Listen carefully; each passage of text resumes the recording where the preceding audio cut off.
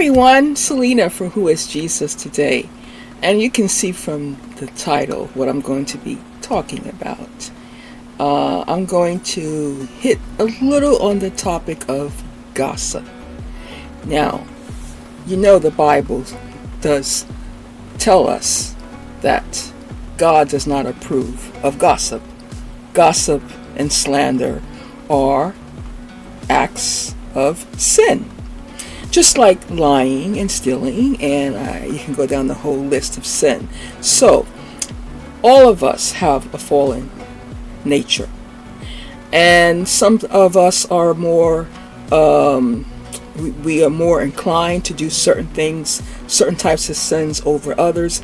But you know, what the church likes to put different weights and balances on sin. But sin is sin, and it all has a bad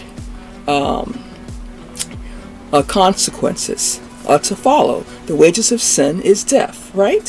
So, but there's an issue, a hot topic. It has been for a while, especially you find it in churches and communities, right? In families, social media, and politics. What is gossip?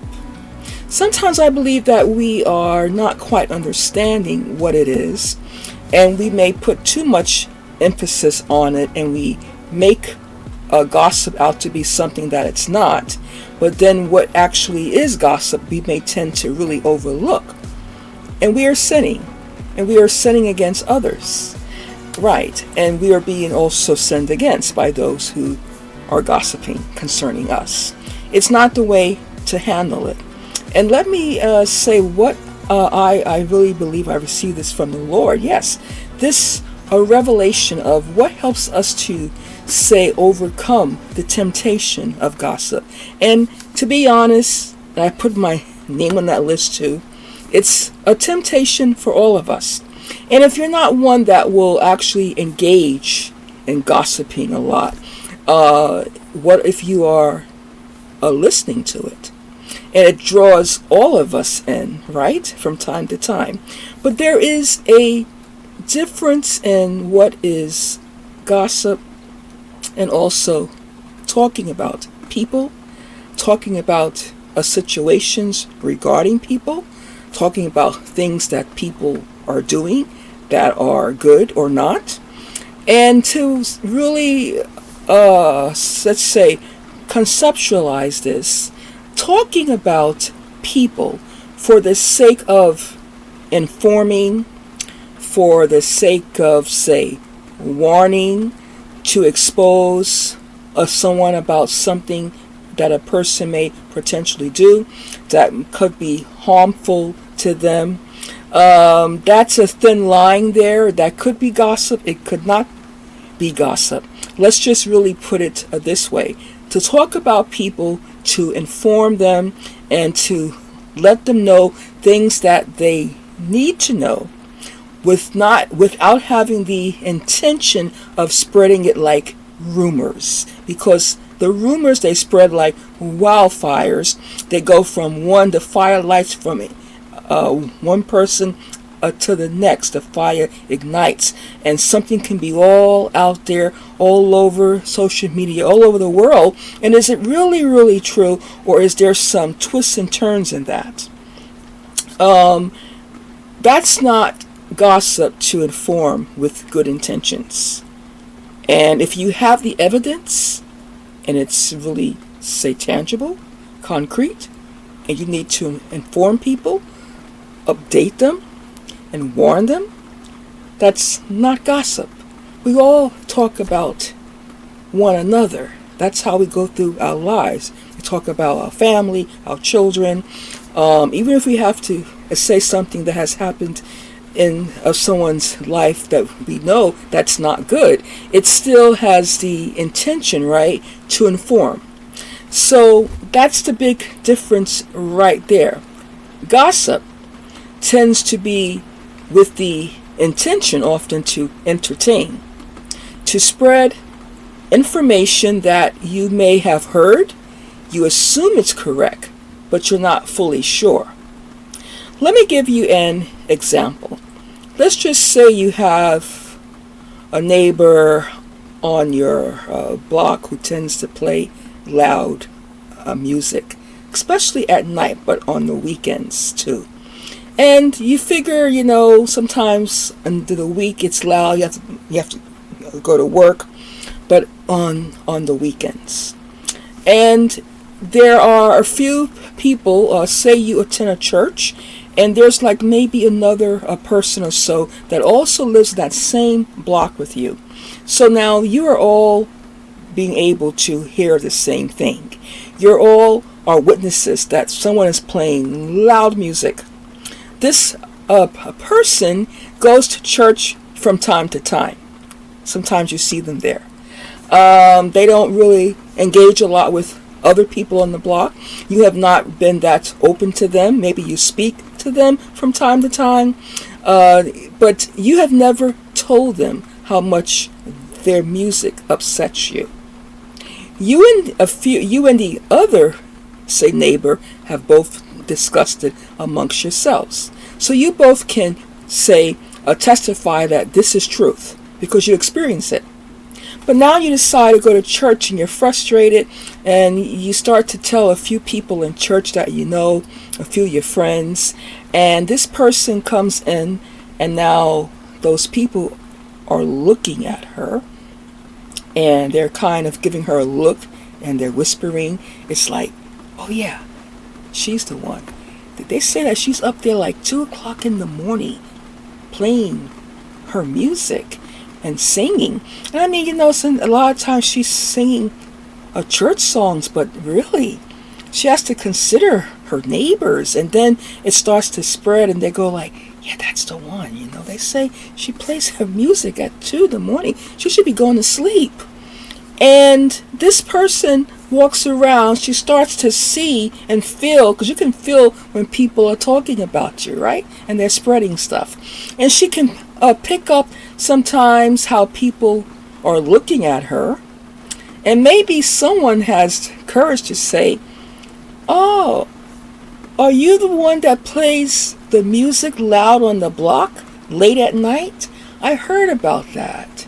I heard about you. And you're like, really? You're starting to wonder. So she heard about me. A few people know about this. But these people that know, they don't live anywhere near your community. So who spread that information?